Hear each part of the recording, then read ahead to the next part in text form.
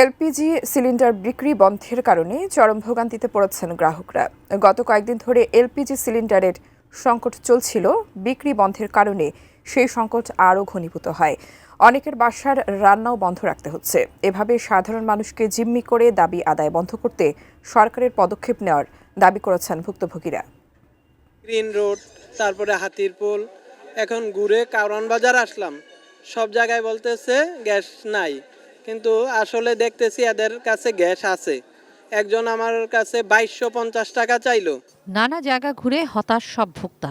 বুধবার সন্ধ্যায় ঘোষণা দিয়ে বৃহস্পতিবার সকাল থেকে সিলিন্ডার বিক্রি বন্ধ করে দিয়েছে ব্যবসায়ীরা।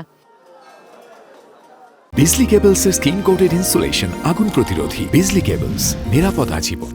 2 দফা দাবি সিলিন্ডারের দাম পুনর্নির্ধারণ এবং ডিলারদের হয়রানি ও জরিমানা বন্ধের দাবিতে চলা এ ধর্মঘটে বিপদে পড়েছেন ভোক্তারা। ঘরে চুলা না জ্বলায় কেউ কেউ বিকল্প হিসেবে বেছে নিয়েছেন হোটেলের খাবার। ভাতই রাঁধতে পারেন ঠিক মতো না, তরকারি রান্নবো কিভাবে? আবার গ্যাস সিলিন্ডারের দাম বেশি, কিনতে পারতেছি না। আজকে অন্য দিনের চেয়ে একটু বেশি, সিলিন্ডার তো শর্ট, পাওয়া যাচ্ছে না।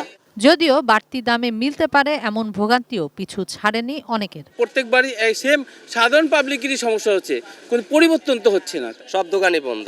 এরপরে দোকান কিছু খোলা পাইছি, আয়াদি ভিতরে চেক করছি, আমার দোকানে গ্যাসই নেই। এই মাসে তো আমরা পাইতেছি না কাস্টমার। এই যে আজকে অনেক জায়গা হোটেলগুলো বন্ধ, এখন আমি নিজে গ্যাসের লে আসছি।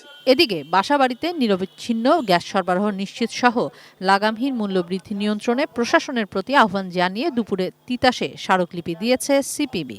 এ সময় তিতাসের সামনে অবস্থানকালে এলপিজি গ্যাস বাজারের সিন্ডিকেট ভেঙে দিতেও আহ্বান জানান তারা। এইটার দুর্নীতি হলো হাঙর কুমিরের দুর্নীতি।